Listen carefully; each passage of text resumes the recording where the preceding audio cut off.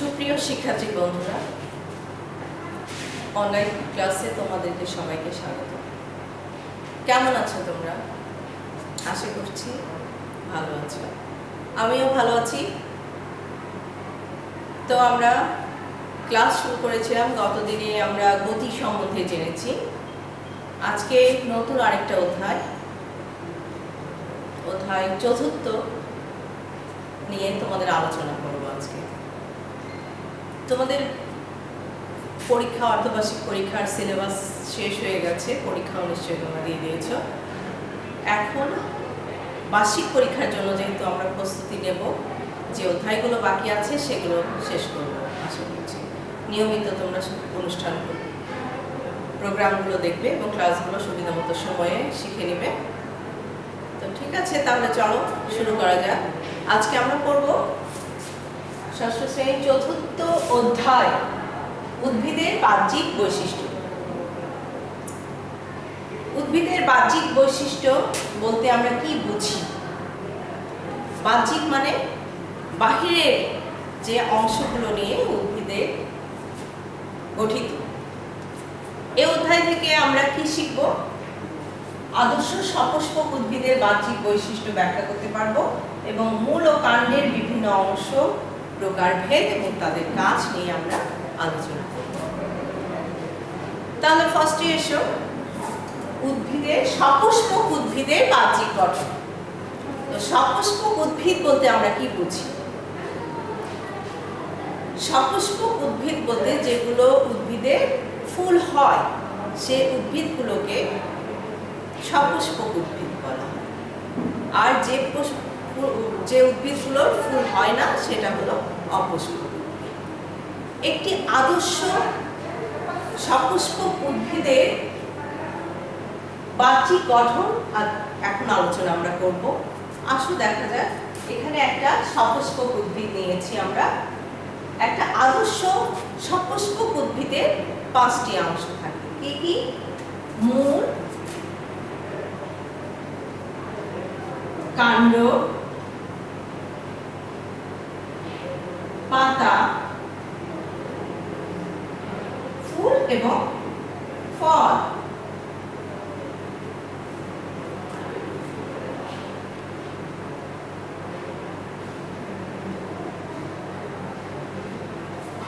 তাহলে একটি আদর্শ সপুষ্পক উদ্ভিদে 5টি অংশ থাকে। সেটা হলো মূল, কাণ্ড, পাতা, ফুল এবং ফল। ফার্স্টে আসো, আমাদের এখানে একটা উদ্ভিদ দেখতে পাচ্ছ।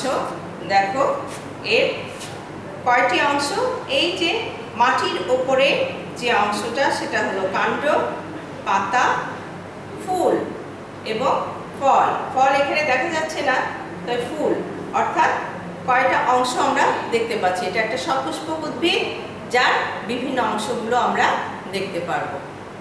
আসো এই অংশগুলো নিয়ে একটু আলোচনা করা যাক। ফার্স্টেই রয়েছে কাণ্ড। ফার্স্টে কাণ্ড।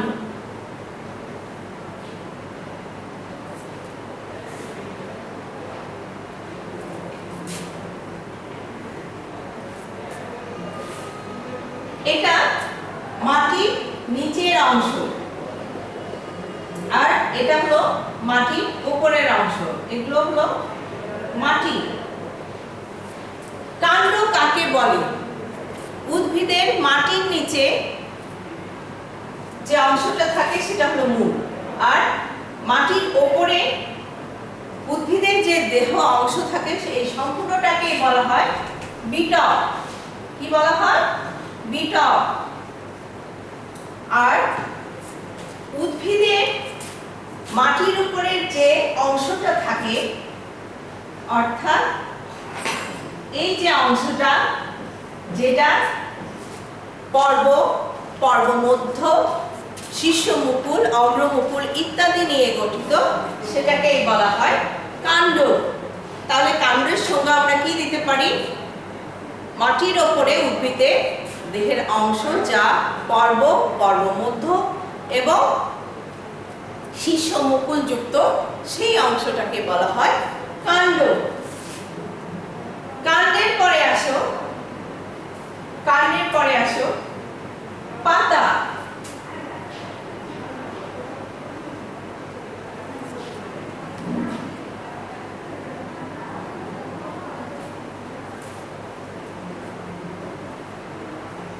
শাখা প্রশাখা থেকে দেখো এই যে একটা কাণ্ড, যেটা পর্ব মধ্য রয়েছে, অর্থাৎ একটা কাণ্ডে বিভিন্ন অংশ রয়েছে, যেটা আমরা একটু পরে পড়ব। আগে আমরা বিভিন্ন অংশগুলো জেনে নিই। কাণ্ডের মধ্যে রয়েছে পর্ব, অর্থাৎ যেখান থেকে পাতা বের হয় সেটাকে বলা হয় পর্ব, আর দুটো পর্বের মধ্যবর্তী স্থানকে বলা হয় পর্ব মধ্য। আর অগ্র মুকুল, অর্থাৎ যেখান থেকে শীর্ষের যে পাতাটার মতো অংশ থাকে সেটা হলো শীর্ষ মুকুল, আর কক্ষ থেকে যে মুকুলটা বের হয় সেটাকে বলা হয় কাক্ষিক মুকুল। তো পাতাটি শাখা প্রশাখার পাশ থেকে যে চ্যাপ্টা প্রসারিত সবুজ অংশ বেরিয়ে উদ্ভিদের সবচেয়ে ইম্পর্টেন্ট কাজ, অর্থাৎ খাদ্য তৈরির কাজে ব্যবহৃত হয়, সেই প্রশস্ত অংশটাই হলো পাতা। আমরা যখন পাতা পড়ব তখন তার বিভিন্ন ধরনের শ্রেণীবিন্যাস যেগুলো আছে সেগুলো আমরা ডিটেলস পড়ব। পাতার পরে আমরা কি পড়ব? ফুল।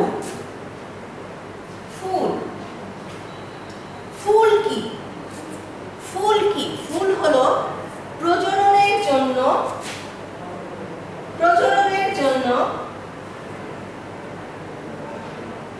এটা তোমরা একটু লিখে নিতে পারো। প্রজননের জন্য বিশেষভাবে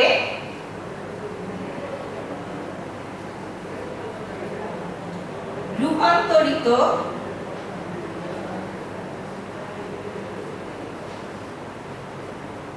বিটপকে ফুল বলে।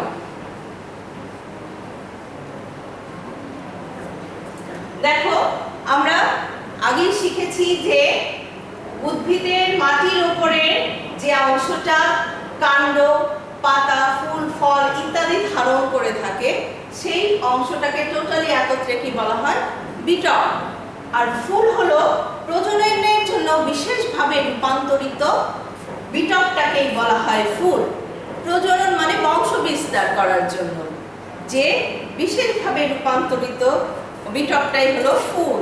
এই যে দেখো এখানে একটা ফুল দেখা যাচ্ছে, ফুল থেকে পরবর্তীতে ফল হবে।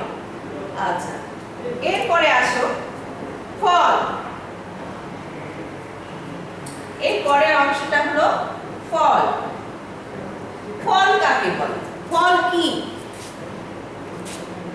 নিষিক্তকরণের পরে ডিম্বকটা যে বিশেষ অবস্থা প্রাপ্ত হয় সেটাই হলো ফল। আমরা ফলটাকে সংজ্ঞাটা আমরা লিখতে পারি। ফল কাকে বলে এটা একটু লিখে নিতে পারো যে নিষিক্তকরণ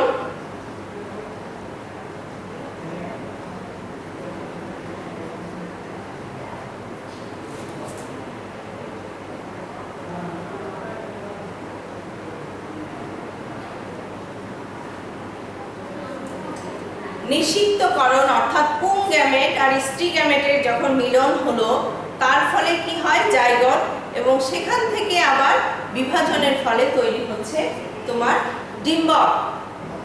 একটা ডিম্বক থেকে পরবর্তীতে সেখান থেকে বীজ এবং তারপরে চারা, এভাবে।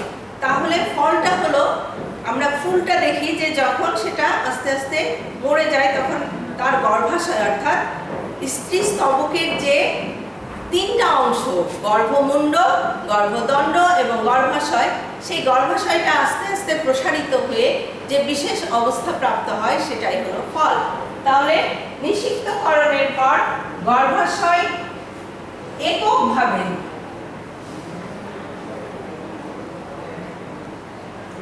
বা ফুলের অংশ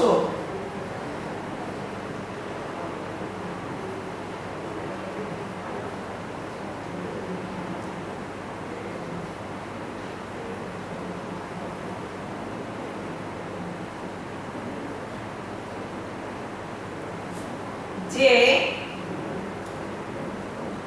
অঙ্গ গঠন করে তাকে ফল বলে।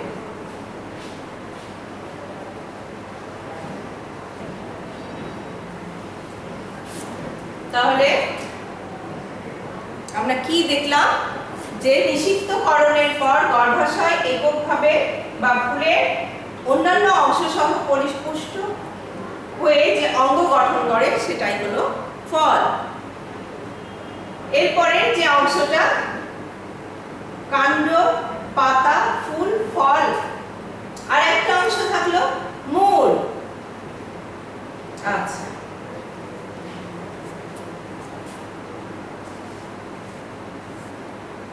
এসো আমরা এবার মূল সম্বন্ধে জানি। তাহলে এটা মুছে দিলাম।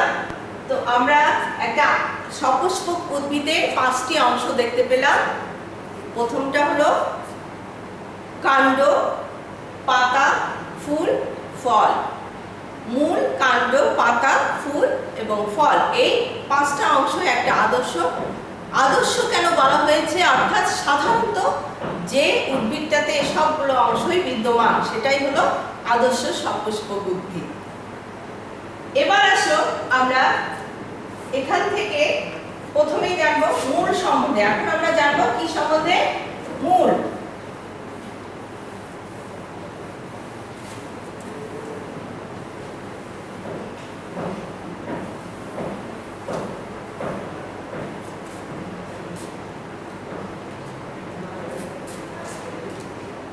আচ্ছা,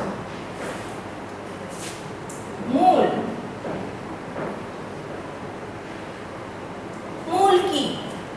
আমরা কাণ্ডের সংজ্ঞাতে বলেছি যে মাটির উপরে উদ্ভিদের দেহকে বলা হচ্ছে কাণ্ড, আর মাটির নিচে উদ্ভিদের যে অংশটা পর্ব, মধ্যপর্ব এবং অগ্রমুকুল বিহীন সেই অংশটাকেই বলা হয় মূল।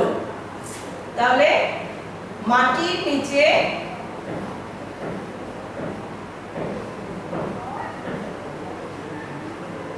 উদ্ভিদের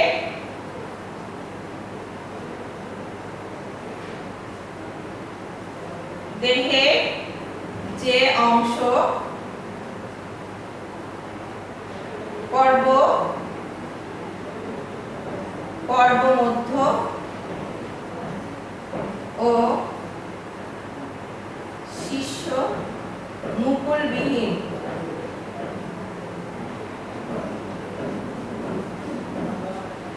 সেই অংশকে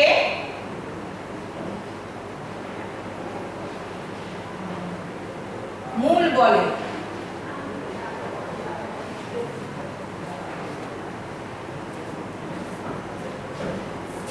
তাহলে মাটির নিচে যে অংশটা রয়েছে সেই অংশটা যেটার মধ্যে পর্ব, মধ্যপর্ব বা অগ্রমুকুল কিছুই নেই সেটাই হলো মূল।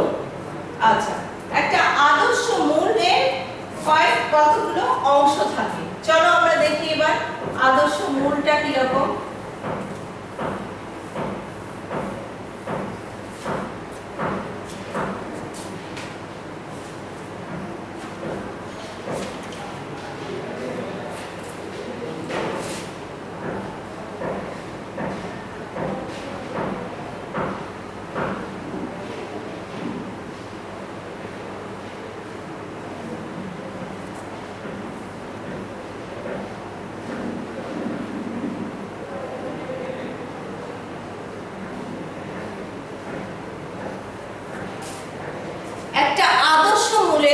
বিভিন্ন অংশ থাকে। দেখো এখানে আমি একটা মূল আঁকছি।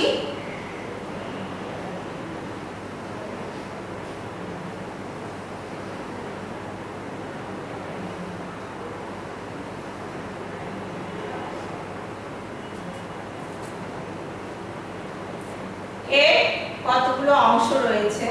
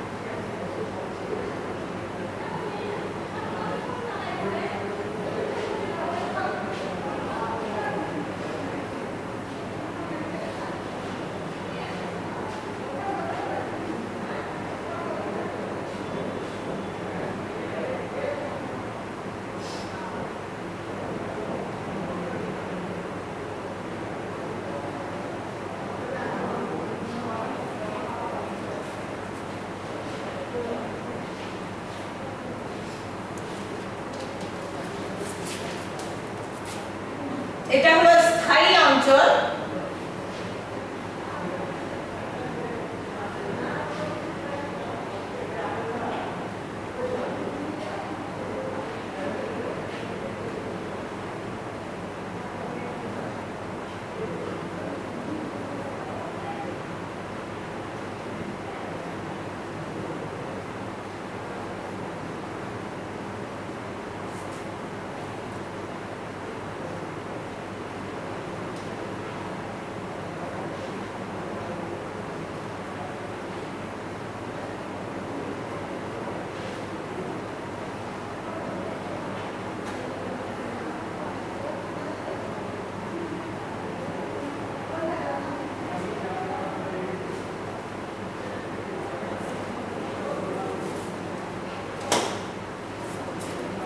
আচ্ছা, একটি আদর্শ মূলের কয়েকটি অংশ থাকে। প্রথমটা হলো স্থায়ী অঞ্চল, তারপরে মূলরম অঞ্চল, তারপরের অংশটা হলো বর্ধিষ্ণু অঞ্চল এবং মূলত্র বা মূল টুপি।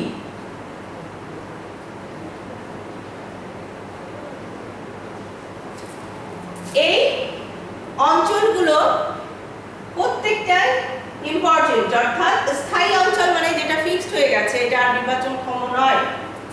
মূলরম অঞ্চল, এখানে অসংখ্য মূলরম দেখতে পাচ্ছ, এই যে ছোট ছোট রোম রয়েছে যেগুলো কিনা মাটির নিচে, এই যে মাটির নিচে বিস্তার লাভ করে, সেখান থেকে পানি এবং খনিজ লবণটা উদ্ভিদের প্রয়োজনীয় মূলরম দ্বারা প্রয়োজনীয় পানি এবং খনিজ লবণটা উদ্ভিদের দেহ শুষে নেয়। এর পরের অংশ হলো বর্ধিষ্ণু অঞ্চল। এখানে কোনো মূলরম নেই, এই অঞ্চলটা বৃদ্ধি পায়, অর্থাৎ সেল ডিভিশন হয়, এখানে কোষ বিভাজনের মাধ্যমে আস্তে আস্তে বাড়ে এবং তার সামনে একটা টুপির মতো অংশ রয়েছে। প্রত্যেকটা মূলের মাথায় দেখো একটা টুপির মতো অংশ রয়েছে, যেটাকে বলা হয় মূলত্র বা মূল টুপি। এই মূল টুপিটা যখন মূল তার মাটির নিচে খাবারের সন্ধানে যায়, তখন সেটা ঘর্ষণ লেগে যাতে আঘাত না পায়, সেই জন্য এই মূল টুপিটা বিশেষভাবে কাজ করে থাকে। আচ্ছা, তাহলে আমরা দেখলাম একটি আদর্শ মূলের কয়টি অংশ, অঞ্চল? 5টি। একটা স্থায়ী মূলরম অঞ্চল, বর্ধিষ্ণু অঞ্চল এবং মূলত্র। তাহলে এই ছবিটা খুব সুন্দর করে তোমরা আঁকবা এবং অঞ্চলগুলো মুখস্থ করে ফেলবা। এরপরে আসো মূলের প্রকারভেদ।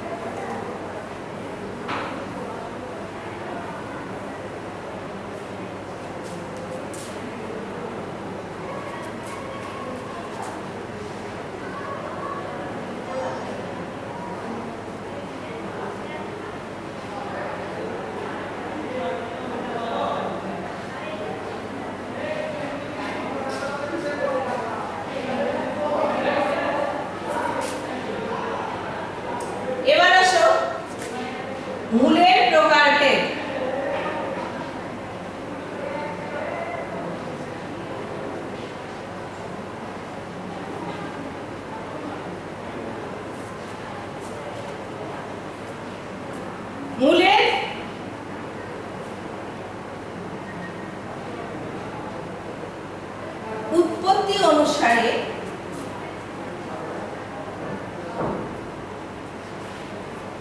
উৎপত্তি অনুসারে এবং এর অবস্থান উৎপত্তি ও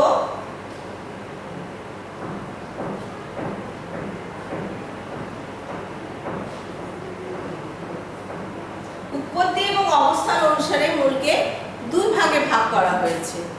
এক নাম্বার কি,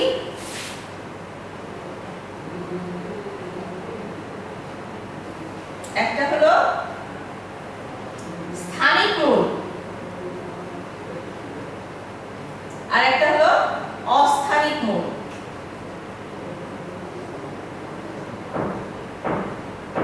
উৎপত্তি এবং অবস্থান অনুসারে মূলকে দুভাগে ভাগ করা হয়েছে, একটা হলো স্থানিক মূল এবং আরেকটা অস্থানিক মূল। স্থানিক মূলটা কি, যখন ভ্রূণমূলটা সরাসরি কি করে শাখা প্রশাখায় বিভক্ত না হয়ে প্রধান মূল রূপে মাটিতে ঢুকে যায়, সেটাই হলো স্থানিক মূল। আর যখন ওই ভ্রূণমূলটা নষ্ট হয়ে গিয়ে যখন সেখান থেকে হতে পারে বা অন্য জায়গায় হতে যখন অস্থায়ীভাবে কিছু মূল গজায়, সেটা হলো অস্থানিক মূল। তাহলে স্থানিক মূল কোনটা, যখন ভ্রূণমূল থেকে শাখা প্রশাখা সৃষ্টি না করে প্রধান মূলটা সরাসরি মাটিতে ঢুকে যায়, সেটাকে বলা হয় স্থানিক মূল। আর যখন কোনো কারণে ভ্রূণমূলটা নষ্ট হয়ে গেল বা অন্য কোনো কারণে যদি সেটা নষ্ট হয়ে যেয়ে আশেপাশে থেকে বা সেখান থেকেও কিছু অস্থায়ীভাবে মূল গজায়, সেটাকে বলা হয় যে অস্থানিক মূল। এই স্থানিক মূল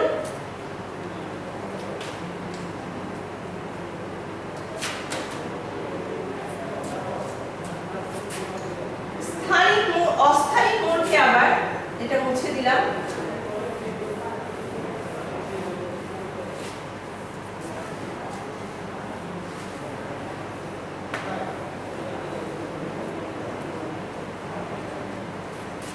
অস্থায়ী মূলকে আবার দুভাগে ভাগ করা যায়, গুচ্ছমূল, অগুচ্ছমূল।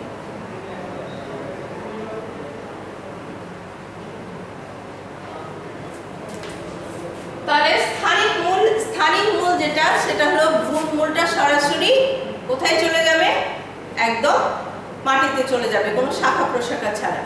এখন ভ্রূণমূলটা কি, তোমরা কি ছোলা বীজ দেখেছো?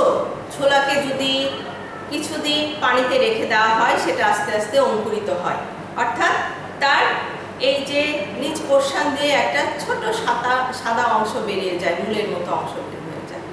এখানে একটা ডিম্বক রন্ধ্র রয়েছে, সেখান দিয়ে বেরিয়ে আসে একটা অংশ এবং সেটা মাটিতে প্রবেশ করে। এই অংশটাকেই বলা হয় ভ্রূণমূল। অর্থাৎ ওই ছোলা বীজটাকে যখন খোলা হয়, তখন তার ভেতরে দুটো বীজপত্র থাকে, অর্থাৎ এরকম দেখো, ছোলা বীজে দুটো বীজপত্রের সাথে লেগে থাকা একটা সাদা অংশ থাকে, যেটা কিনা এটা হলো একটা বীজের বীজপত্র। আর এই বীজপত্রের সাথে যে লেগে থাকা সাদা অংশটার এর উপরের অংশটাকে বলা হয় কি, বলা হয় ভ্রূণকাণ্ড।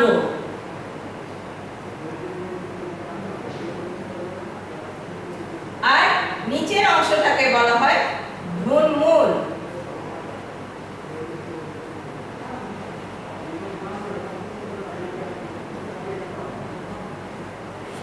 আর এই ভ্রূণমূল, ভ্রূণকাণ্ড আর বীজপত্র, এই তিনটাকে একত্রে বলা হয় ভ্রূণ।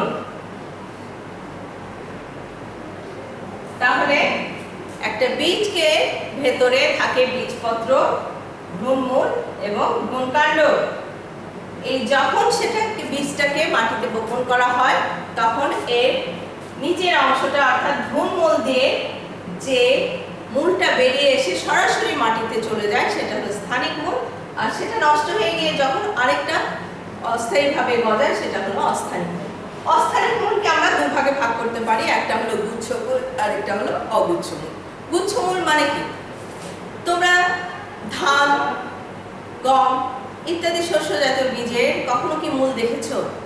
দেখবে যেটা উৎপত্তির স্থলে কি হয়, গুচ্ছাকারে বেরিয়ে যায়, অর্থাৎ একটা অংশ থেকে ধানের গোড়া থেকে কোনো অংশ থেকে গুচ্ছ আকারে বেরিয়ে যায়, এটা হলো গুচ্ছমূল।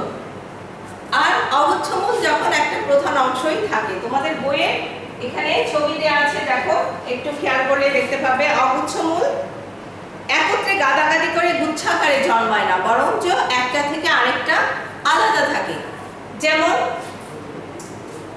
বট গাছের মূল, তারপরে কেয়া গাছের ঠেস মূল। এই মূলগুলো তোমরা খুলনাতে যদি যাও ঠেস মূলগুলো দেখতে পারবা, সুন্দর করে কেয়া গাছের ঠেস মূলগুলো অনেক সুন্দর করে দেয়া আছে, দেখতে পারবা। তো গুচ্ছ মূলে গুচ্ছাকৃতির থাকবে, আর ঠেস মূলে আর হলো অগুচ্ছ মূলে প্রধান মূলটাই থাকবে প্রধান, এবং সেখান থেকে শাখা মূল বেরোবে, অর্থাৎ অগুচ্ছ বা ঠেস মূলের মতো একটা থেকে আরেকটা পৃথক থাকবে।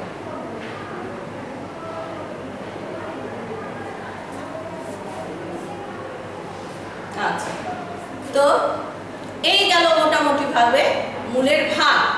এখন আসো মূলের কাজ। মূল কি কাজ করে? এই যে মূল, তার কি কাজ? মূলের ফার্স্ট কাজেই আমাদের বলতে হবে, দেখো মূলের শাখা প্রশাখা মাটির মধ্যে বিস্তার লাভ করে একটা গাছ যে সোজা হয়ে দাঁড়িয়ে থাকবে তাকে মাটির সাথে আঁকড়ে ধরে থাকতে, অর্থাৎ এই যে ঝড় ঝাপটা প্রতিকূল অবস্থা এটাকে ওভারকাম করার জন্য, একদম দৃঢ়ভাবে দাঁড়িয়ে থাকার জন্য এই মূলটা তার শেকড় বাকড় দিয়ে খুব তার শাখা প্রশাখা দিয়ে মাটির সাথে গাছটাকে দৃঢ়ভাবে আটকে রাখে। আর একটা কাজ মূল করে, সেটা হলো এই যে মাটির কণার ফাঁকে ফাঁকে যে পানি এবং কি রয়েছে, খনিজ লবণগুলো রয়েছে, যেমন পটাশিয়াম, নাইট্রেট, ক্যালসিয়াম ইত্যাদি যে খনিজ লবণগুলো, যেগুলো উদ্ভিদের দেহের জন্য অত্যন্ত প্রয়োজনীয় উপাদান, সেগুলোকে সংগ্রহ করার জন্য, অর্থাৎ দেহে শোষণ করে দেহের খাদ্য তৈরির জন্য যে প্রয়োজনীয় পানি এবং খনিজ লবণ প্রয়োজন, তাই মূলের মূলরম অঞ্চল দ্বারা শোষিত হয়। তাহলে বোঝা গেল যে একটা মূলের অত্যন্ত প্রয়োজনীয় কিছু কাজ উদ্ভিদের করে থাকে। একটা হলো গাছকে মাটির সাথে দৃঢ়ভাবে আটকে রাখে, যেন সে ঝড় ঝাপটার মধ্যে খুব দৃঢ়ভাবে দাঁড়িয়ে থাকতে পারে, এবং কি করে, উদ্ভিদের যে প্রয়োজনীয় খাবার তৈরির যে প্রক্রিয়া, তাতে উল্লেখযোগ্য উপাদান একটা পানি আর খনিজ লবণ। এই পানি এবং খনিজ লবণ এই দুটো শোষণের জন্য মাটির কণার ফাঁকে ফাঁকে বিস্তার লাভ করে গুরুত্বপূর্ণ ভূমিকা পালন করে থাকে।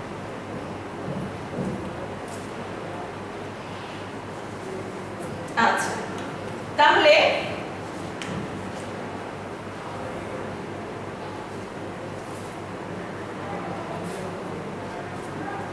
এই গেল আমরা উদ্ভিদের মূলের বিভিন্ন অবস্থান সম্বন্ধে জানতে পারলাম। এবার আসো কাণ্ড।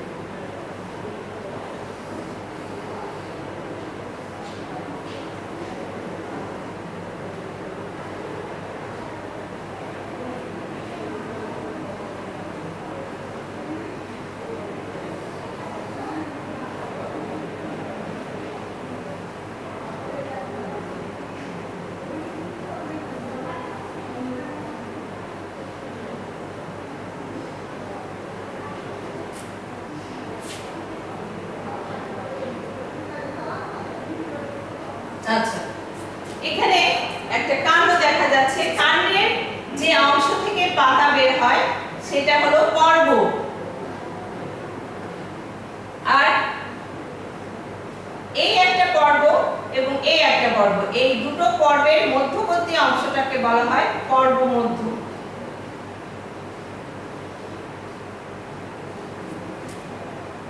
পাতা এই কাণ্ডের সাথে যে অক্ষের সৃষ্টি করে সেটাকে বলা হয় কক্ষ, আর এই কক্ষের সাথে পাতা যে কাণ্ডের সাথে যে কক্ষ তৈরি করে সেটাকে বলা হয় কক্ষ। আর সেখানে যে মুকুলটা উৎপন্ন হয় সেটা হলো কাক্ষিক মুকুল।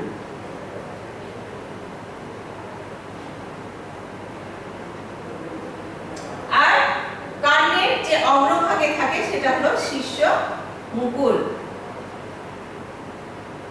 তাহলে একটা কাণ্ডের আমরা বিভিন্ন অংশগুলো দেখতে পাচ্ছি।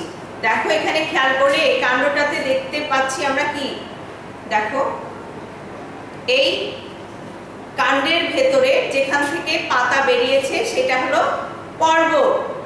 এই দুটো পাতার মধ্যবর্তী যে স্থানটা দেখা যাচ্ছে, এই যে স্থান, এটা হলো পর্বমধ্য, এবং সেখান থেকে যে একটা মুকুল বেরিয়েছে সেটা হলো কাক্ষিক মুকুল। দেখো এই যে এখানে দেখা যাচ্ছে কাক্ষিক মুকুলগুলো, এবং শীর্ষে যে মুকুল দেখা যাচ্ছে সেটা হলো শীর্ষ মুকুল।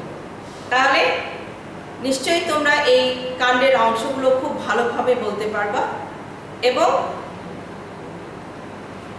সেগুলো চিত্র সহকারে এঁকে তোমরা প্রত্যেকটা নাম তোমাদের মুখস্থ রাখতে হবে।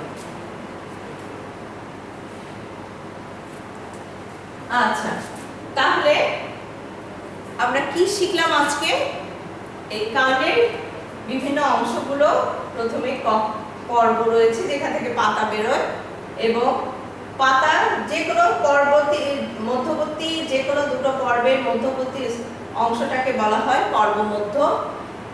কক্ষে যে মুকুল উৎপন্ন হয়, পাতা কাণ্ডের সাথে যে কক্ষ তৈরি করে সেটা হলো কাক্ষিক মুকুল, সেখানে তৈরি হয় কক্ষের মধ্যে কাক্ষিক মুকুল, এবং শীর্ষে যে মুকুলটা থাকে সেটা হলো শীর্ষ মুকুল। তাহলে আমরা কি শিখলাম এই অধ্যায় থেকে?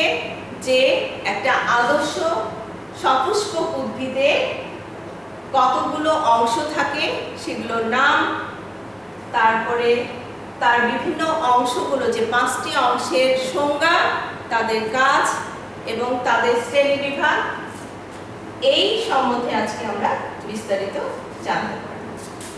তোমাদের একটা বাড়ির কাজ থাকবে, এটা লিখে নাও।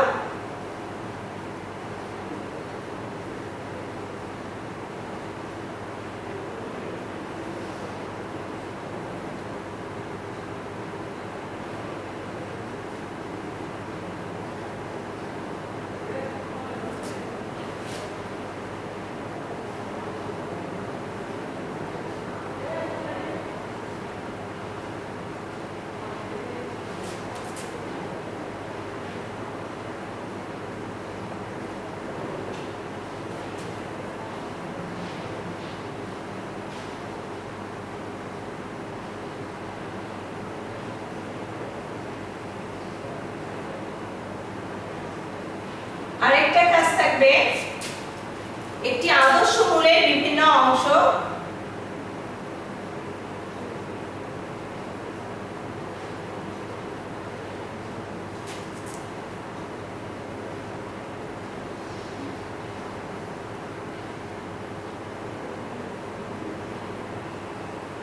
চিত্র সহ বর্ণনা করো। এই দুটো কাজ তোমরা বাসায় করবে। 1 নম্বর কাজ দিলাম, মূল ও কাণ্ড কাকে বলে, মূল ও কাণ্ডের মধ্যে পার্থক্য লিখো।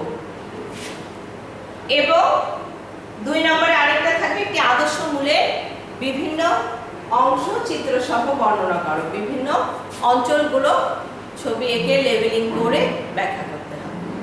তাহলে আজ এ পর্যন্তই থাকবে। তোমাদের এই ছবিগুলো খুব সুন্দর করে খাতায় এঁকে এবং লেবেলিং করে প্রত্যেকটা অংশের নাম এবং কাজ তোমরা সুন্দরভাবে করবে। আজ এ পর্যন্তই, সবাইকে ধন্যবাদ জানিয়ে এখানেই শেষ করছি। নেক্সট ক্লাসে আবার দেখা হবে। ধন্যবাদ।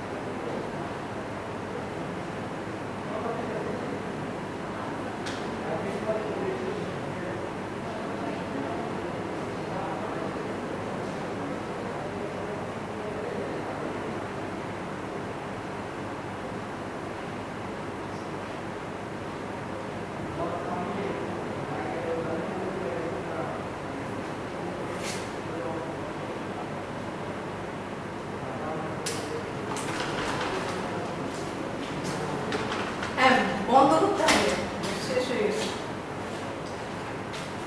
Hello hello hello hello, অপুদা অপুদা,